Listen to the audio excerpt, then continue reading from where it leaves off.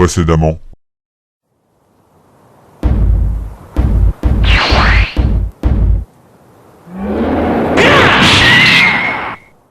Maintenant. Reprenons notre escapade temporelle. Nous allons maintenant passer à la partie humanoïde, avec les différentes formes des Saiyans jusqu'au Saiyan 4.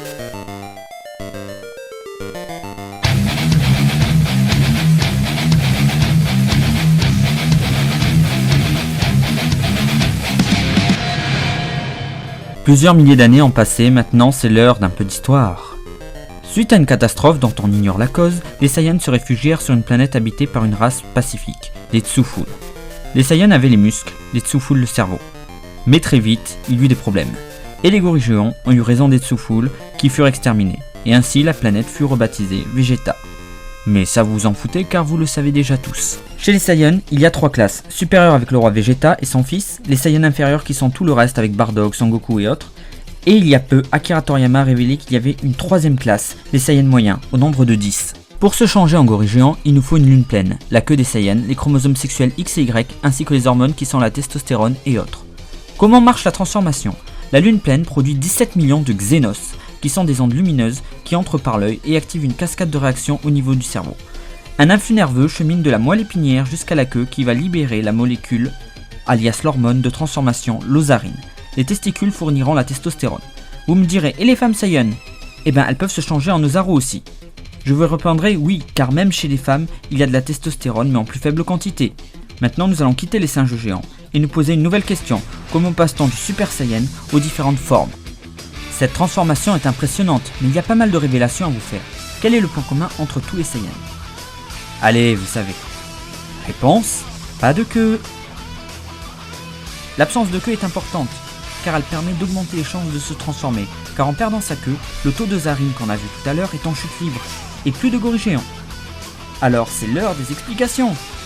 Niveau puissance, un Super Saiyan est à l'échelle 1 niveau de puissance. Il peut détruire une à plusieurs planètes. Il faut une absence de queue généralement qui va provoquer une chute de l'hormone osarine comme on l'a dit. En contrepartie, le système de l'individu, soumis au stress et à cette chute, va produire une nouvelle hormone, la Saiyanine.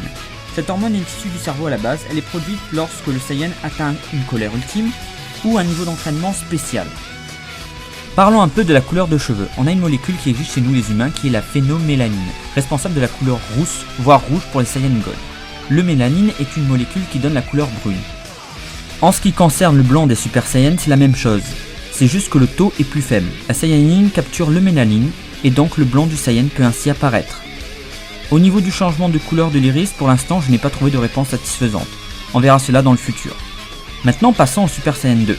Alors là c'est la puissance qui change. On peut détruire un système solaire. Il y a l'apparition d'arcs électriques. Alors là ça c'est dû aux muscles qui acquièrent une nouvelle capacité, électrocyte, qui est produit par une rangée de muscles qui ne se contractent pas mais qui emmagasinent le potentiel d'action, ce qui joue un rôle de batterie comme chez les anguilles électriques, ce qui permet ainsi de produire des éclairs et plus de puissance que lorsqu'on peut voir là sur le Super Saiyan 2. Maintenant prenons un peu plus de puissance, nous allons passer au stade que j'adore, le stade que vous connaissez tous, le stade ultime du Super Saiyan, le Super Saiyan 3 dans Dragon Ball Z. Le stade de Super Saiyan 3, où là la puissance atteint un niveau de destruction galactique. Ce stade se caractérise par de longs cheveux blancs. On a une extension de la racine via les muscles et aussi du fait de l'épaississement du muscle frontal qui recouvre les sourcils et qui donne un air badass. Et une puissance capable d'annihiler une galaxie.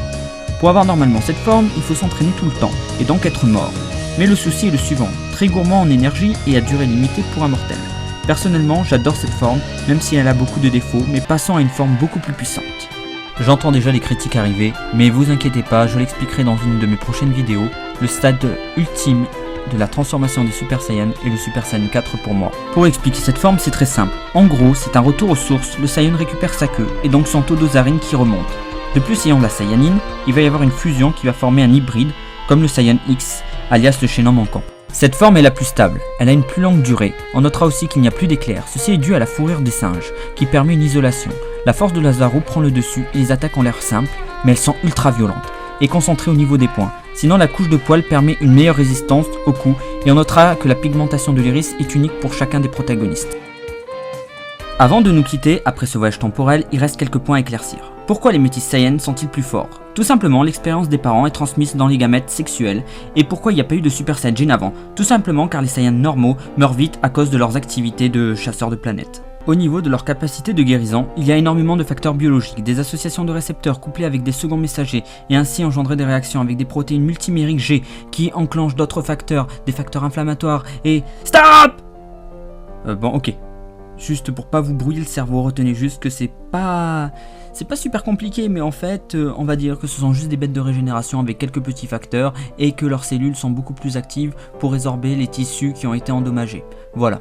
Concernant l'énergie électrique, un Super Saiyajin 2 produit 30 000 kV, alors qu'un Super Saiyajin 3 produit 1 million de volts, c'est-à-dire l'équivalent d'une foudre. Ouais, ça décoiffe. En quelques millions d'années, les Saiyans se sont imposés comme la race ultime dans l'univers. Et franchement, elle est magnifique. Son évolution continuera tant qu'il y aura de l'espoir et des Saiyans. Ce Science Manga est enfin terminé, je m'excuse du retard, j'ai eu pas mal de soucis de mon côté, je sais pas pour vous, en tout cas j'ai passé de bonnes vacances, j'espère que vous aussi de votre côté ça s'est bien passé.